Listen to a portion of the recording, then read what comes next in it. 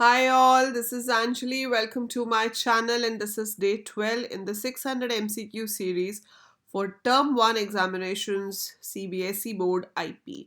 So informatics practices जिसके पास है और आप इस चैनल पे पहुंच गए हो तो फटाफट से चैनल को सब्सक्राइब कर लीजिए because here you'll get everything to get your perfect 35 on 35 in your term 1 exam.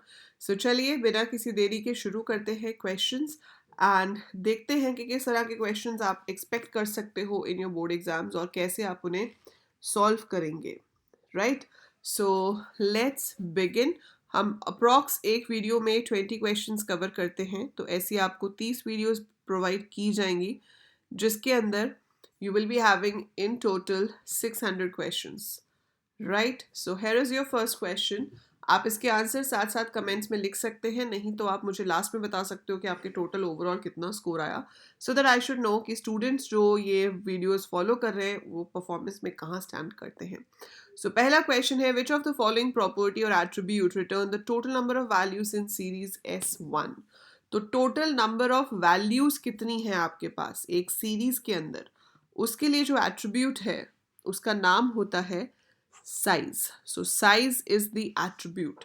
तो size बताता है that how many values we have in a series.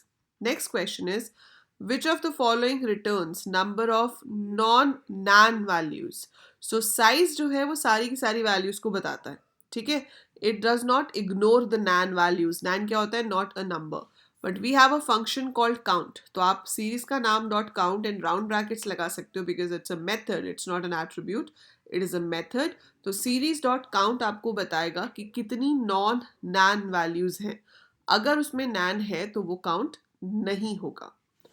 Next question is right the output of the following so आपको ऐसे code दिया होगा और आपको पूछ सकते हैं कि बताओ इसका आउटपुट क्या होगा तो S1 यहाँ पे हमने एक सीरीज क्रिएट की है pd.series 1479 is your data index में लिया गया है range 1,8,3 and then we are printing series so data तो आपके पास हो गया 1479 सो जब आप प्रिंट करते हो एक सीरीज को तो लेफ्ट साइड पे हमेशा आपका प्रिंट होता है इंडेक्स राइट साइड पे प्रिंट होती हैं वैल्यूज तो ए तो आंसर नहीं हो सकता क्योंकि यहाँ लेफ्ट पे वैल्यूज आ रही हैं so values must be on the right hand side इधर ठीक है और इस तरफ होना चाहिए आपका इंडेक्स तो इंडेक्स के लिए लिखा है रेंज तो 1 से शुरू होगा 1 + 3 4 4 + 3 7 सो 1 4 7 एंड मेक श्योर कि number of data values and number of index values same होनी चाहिए अगर सेम नहीं है तो वो एरर जनरेट करेगा सो यहाँ पे 3 ही आपके पास डेटा में थे 3 ही रेंज में आ रहे थे तो that is perfectly fine if the number is different it's going to generate an error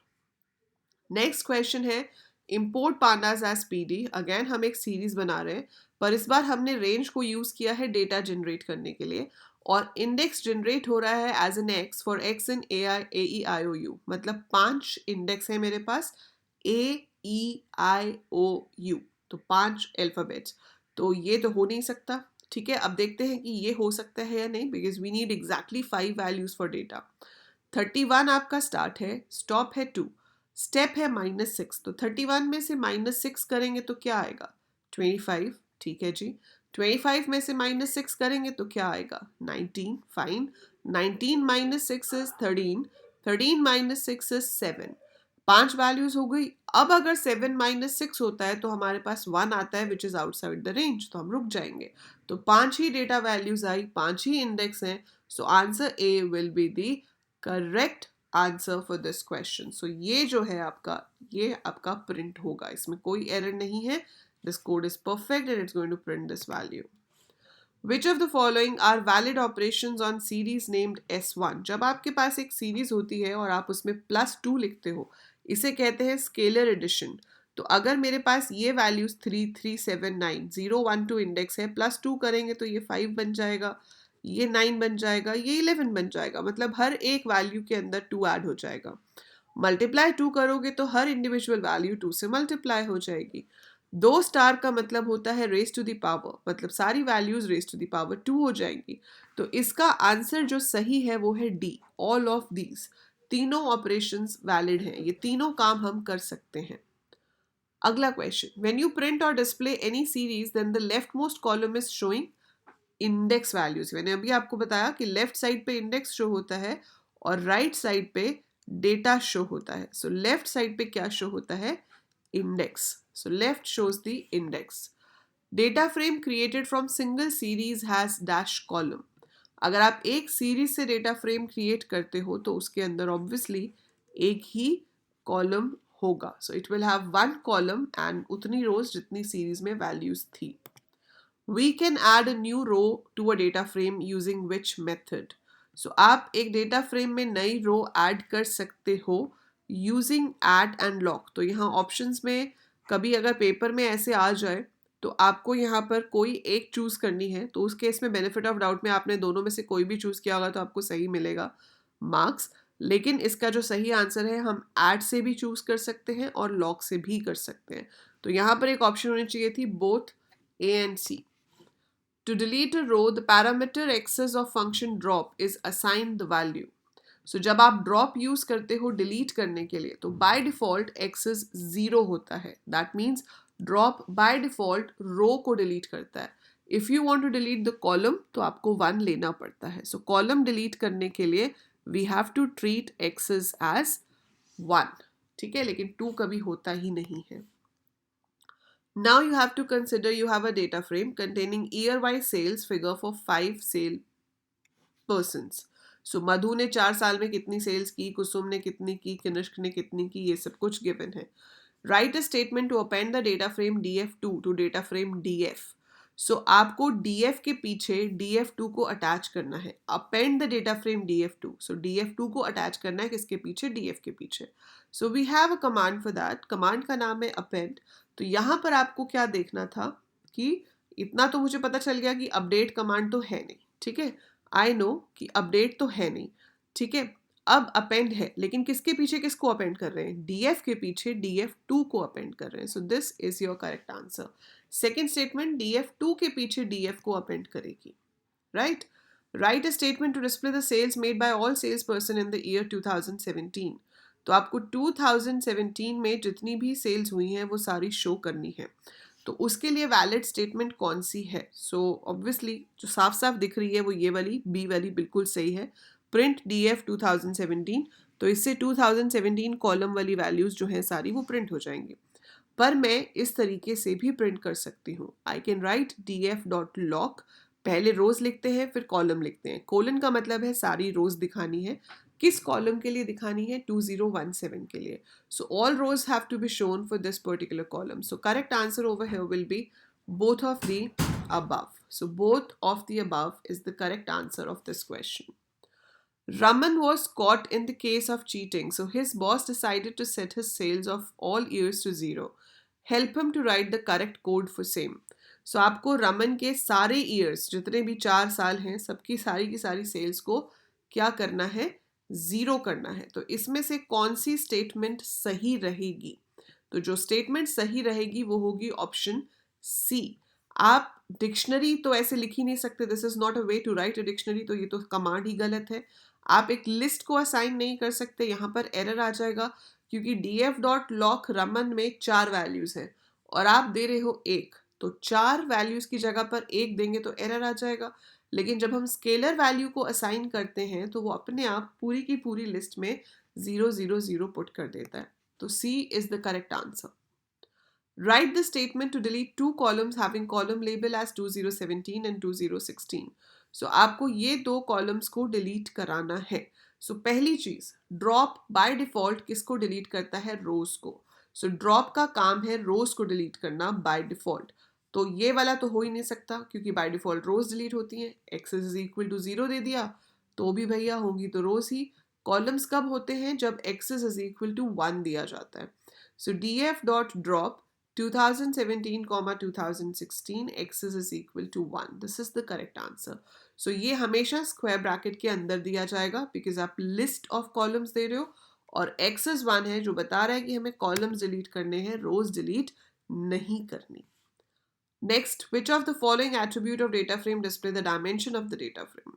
It's a very easy question. So आपके पास डायमेंशन दिखाने के लिए जो एट्रीब्यूट है उसका नाम है ndim. So ndim is the one which is used to show the dimension. Which of the following display the last n rows from the data frame? Data frame में से आखिर की n रोज दिखानी है आपको। तो पहली बात तो ये हेड और टेल जिसमें h और t कैपिटल है, ये तो वैलिड ही नहीं है क्योंकि पाइथन केस सेंसिटिव है, तो कैपिटल H और कैपिटल टे वाला कोई फंक्शन ही नहीं होता। सो बचा हमारे पास tail. So yes, tail is a function. So अगर स्मॉल हेड होता तो वो ऊपर से n रोज दिखाता, स्मॉल में टेल है तो वो लास्ट की n रोज दिखाएगा। So correct answer is tail in all small letters. By default plot function plots a. So अगर मैं plt डॉट प्लॉट लिख के छोड़ देती हूँ तो वो कौन सा ग्राफ बनाता है by default? So it creates the line graph by default. So by default जो ग्राफ क्रिएट होता है उसको हम लाइन ग्राफ कहते हैं। हिस्टोग्राम बनाने के लिए हिस्ट होता है, बार ग्राफ बनाने के लिए बार होता है इन स्मॉल लेटर्स, पाई बनाने के लिए पाई होता है in small letters. So bye default plot function plots a line. Which of the following pyplot function is used to set the values on x-axis? तो x-axis पे आपको values set करनी है, you have to set the values। तो उसके लिए हमारे पास xtix नाम का फंक्शन है। x लेबल होता है x एक्सिस की हेडिंग दिखाने के लिए, लेकिन उस पर जो जैसे नाम लिखे हुए आ रहे होते हैं, अरविंद, प्रिया, वो जो वैल्यूज हैं वो होती हैं x ticks. So we call them x ticks. ठीक है, सो उसे हम एक्सटिक्स कहते हैं, ये आप याद रखोगे। If we have a series type object S1 we can call the plot method by. कैसे कॉल कर सकते हैं सीरीज के साथ प्लॉट मेथड को? We can write S1 dot plot, we can not write like this, इसमें कोई sign ही नहीं है और प्लॉट S1 भी नहीं होता। सो क्लियरली बहुत ही इजी क्वेश्चन है, S1 dot plot is your correct answer. Which argument of bar lets you set the thickness of the bar? So, the name of the attribute which will help you to set the thickness of the bar is width. So, आपके बार की width कितनी होनी चाहिए वो आप बता सकते हो while drawing a bar graph. So, जितनी आप उसकी width दोगे that would be the thickness of the bar graph. Which function is used to display a figure or a chart?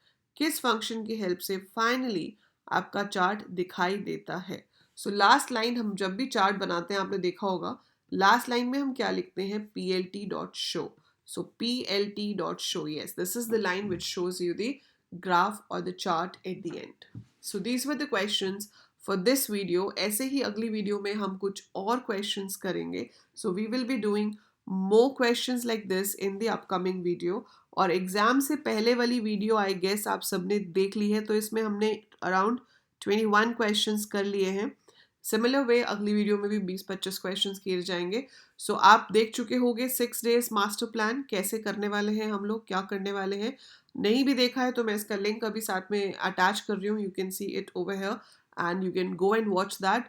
और आप मुझे एग्जाम से पहले लाइव पा सकते हैं on this channel on Unacademy पे मैं फ्री और पेड दोनों क्लासेस लेती हूँ। सो आपको मैं फ्री लाइव मिलूंगी अनअकैडमी पे एग्जाम से पहले रोज। उसके लिए आपको अनअकैडमी ऐप डाउनलोड करनी है, मेरी प्रोफाइल का लिंक डिस्क्रिप्शन में गिवन है, आप वहाँ से जाके मेरी प्रोफाइल ओपन कर सकते हैं। यहाँ पे फॉलो का बटन आएगा, फॉलो पे क्लिक करेंगे तो आप मुझे फॉलो कर लेंगे यहाँ से, ठीक है। सो आप मुझे फॉलो कर सकते हैं और ये मेरी क्लासेस हैं जो ऑलरेडी हो चुकी हैं। सो आप पुरानी क्लासेस भी जाकर कभी भी देख सकते हो। आप ये MCQs की PDFs यहाँ से डाउनलोड भी कर सकते हो। लेकिन जब आप फर्स्ट टाइम अनअकैडमी पे जाओगे तो आपसे कोड पूछा जाएगा and that code you have to enter as AL coders. That code is also written in the description. So आप AL कोडर्स कोड एंटर करेंगे ताकि आपका फ्री प्लान अनलॉक हो जाए और आप कोई भी चल रहे हुए, अभी जैसे आपका कोई और एग्जाम भी है, केमिस्ट्री का एग्जाम है, अकाउंट्स का एग्जाम है, तो आप उसकी प्रिपरेशन भी कर सकते हो। बेस्ट एजुकेटर्स लाइव क्लासेस ले रहे हैं फ्री में, आप सिर्फ अनलॉक करो with the code AL coders and go and watch those, और आप मेरी भी क्लासेस ऐसे ही देख पाओगे। So that is it for today's session. Do like the video, do share it with all your batchmates, classmates, and subscribe the channel, right? And I'll see you in the next class. Till then, take very good care of yourself.